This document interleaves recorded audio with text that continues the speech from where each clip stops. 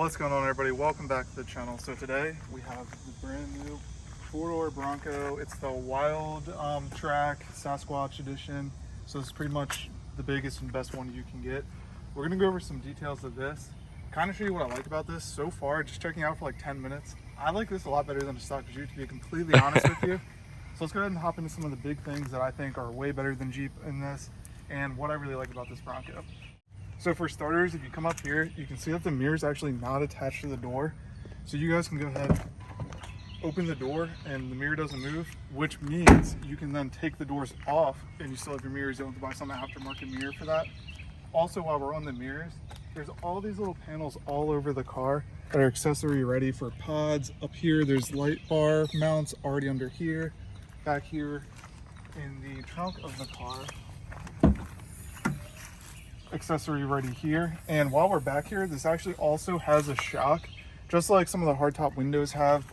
Automatically opens it up. It opens way better than any Jeep tailgate I've ever opened, and that's saying a lot considering it's got a 35 mounted to the back of it. Jeeps do not come with 35s mounted. If you want to put 35s, everybody recommends an aftermarket like tire carrier for the back. So that's really awesome that they got that to set up there.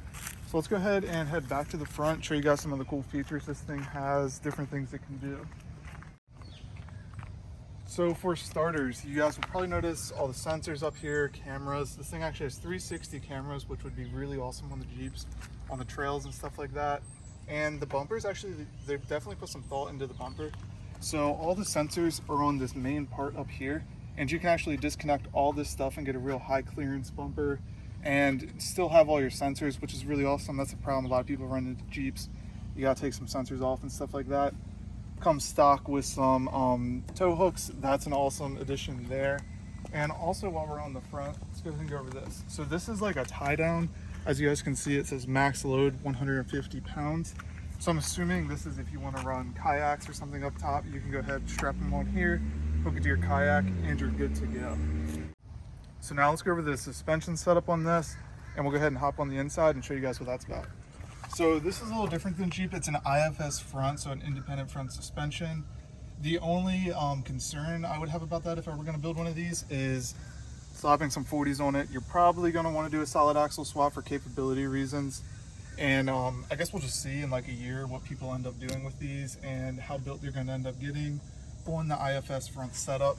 It is really unique, and it's probably way better in like sand dunes, stuff like that. This is probably way better than solid axle. Let's go ahead and hop on the inside. So as you guys can see on that side and this side, there's handles right here when you get in.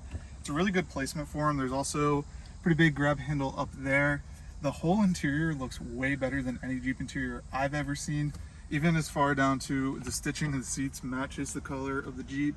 You got the Ford logo. The Jeep? Here. You know. We're so used to talking about Jeeps. The seats just look way better. The whole interior is just really updated. Tons of aux switches up here, so you can hook stuff up to that, like lighting and all that kind of stuff. Huge display there. Big display behind the steering wheel for you to see mile per hour, RPMs, all that kind of stuff. The interior, honestly, I really like a lot. All the switches for the windows and everything are down here on the center console. Similar to the Jeeps are up here. As you guys can see, the video that plays when you open the doors. That's super sick. That's an insane quality on the screen. It's 4K for sure. Let's go over the top now. This top actually really reminds me of the best top that I have on my Jeep and the soft tops in the JLs. So this is literally just thrown back just like the Jeeps do. Mine's actually sitting like that right now. You can throw it back pretty much halfway. And then on the back here, these windows and everything come off just like the Jeep. So it's pretty much like a bikini top style, or obviously you can put the top all the way down. And then they do also come with hard tops you can get for these, paint matched. And I think that'd be really cool to see in person. Let's go over pricing on this. So this one right here is $58,150, which really is not too far off from a fully loaded Rubicon. What was your Rubicon doing when you bought it? This from the factory with 1 inch and 33s was I think 55. I think we got it for like 52.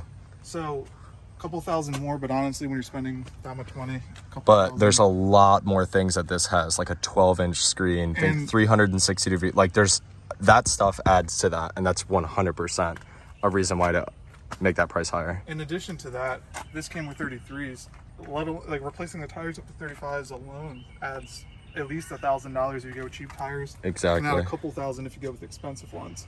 Now, I don't know much about these wheels. I'm not sure if they're beadlock capable or... It does have a lip. I mean, I'm not sure, They but may be. I haven't really seen a ton about these yet. there's only 2 bolts here and 2 here, so I'm not sure, you know? Like, Yeah. it doesn't look like a beadlock that completely seals it. But they are really, really nice looking wheels, especially for factory wheels. I definitely like these better than factory Jeep wheels. And obviously you're gonna love 35s factory instead of having to replace your tires with 35s, which are gonna take some other mods. The fenders on this also supposedly come off fairly simple. Obviously we're not gonna Yeah, do look at this. these. No, check this out. Watch. It's literally a clip that you just twist open and pull off. It's so simple. So you can go ahead and take these fenders off if you want. In like and 2 seconds. Yeah, honestly, it's easier than Jeep fenders. No breaking clips, not pulling these out. It literally clip, clip, clip. There's like 6 of them, pull off. And if you guys come down here, you guys can see how big the wheel well is. You could probably fit a 37 on this because that's really only going to add like an inch around here. So you could probably fit that. Obviously, it's going to mess with your travel and everything like that. But you could definitely fit 37s on this. Throw a small lift on it, and you could definitely fit 37s, no problem. So what do you guys think? Should we sell the Jeep and consider getting one? What do you guys think of the new Bronco? Honestly, I love it a lot. So let me know down in the comments what you guys think about the Bronco, and I'll see you guys in the next one.